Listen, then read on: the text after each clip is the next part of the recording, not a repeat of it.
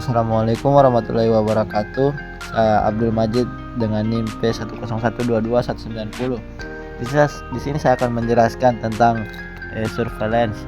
Yang pertama itu atribut kesehatan surveillance. Surveillance kesehatan adalah proses pengumpulan, analisis dan interpretasi data kesehatan secara sistematis untuk memantau kesehatan masyarakat, mengidentifikasi tren dan menginformasikan keputusan kesehatan masyarakat. Kesehatan surveillance yang terbagi menjadi empat aspek kesehatan yang penting untuk dipantau. Yang pertama itu kesehatan fisik. Variabel untuk mengukur kesehatan fisik seperti berat badan, tekanan darah, kadar kolesterol dan lain-lain. Yang kedua itu kesehatan mental.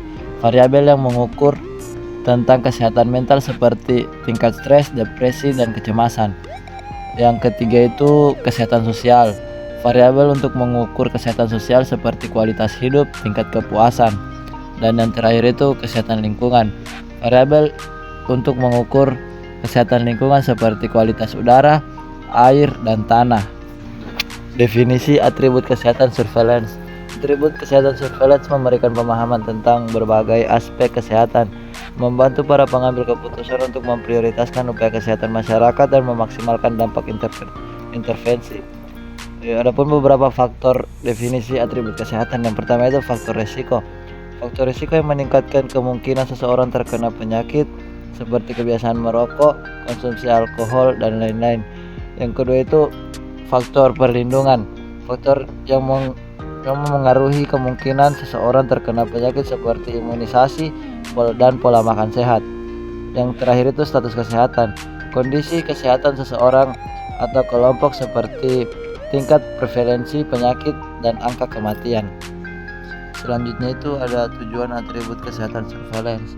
Tujuan utama surveillance kesehatan adalah untuk melindungi dan meningkatkan kesehatan masyarakat. Atribut yang tepat memberikan wawasan berharga untuk mencapai tujuan ini. Ada beberapa tujuan atribut kesehatan surveillance. Yang pertama itu deteksi dini. Deteksi dini itu atribut untuk membantu mendeteksi penyakit dan masalah kesehatan masyarakat secara dini, memungkinkan intervensi yang tepat waktu. Yang kedua itu pemantauan tren. Memantau perubahan atribut kesehatan dari waktu ke waktu membantu memahami tren kesehatan dan dampak intervensi. Yang ketiga itu evaluasi program. Atribut membantu menilai efektivitas program kesehatan masyarakat dan mengidentifikasi area yang perlu ditingkatkan. Dan yang terakhir itu pengambilan keputusan. Informasi yang diperoleh dari surveillance membantu pengambilan keputusan dalam menentukan prioritas kesehatan masyarakat dan mengalokasikan sumber daya. Selanjutnya itu komponen atribut kesehatan surveillance. Data yang dikumpulkan dalam surveillance kesehatan dapat dikelompokkan ke dalam komponen yang berbeda. Masing-masing memberikan wawasan penting tentang kesehatan masyarakat. Yang pertama itu demografi.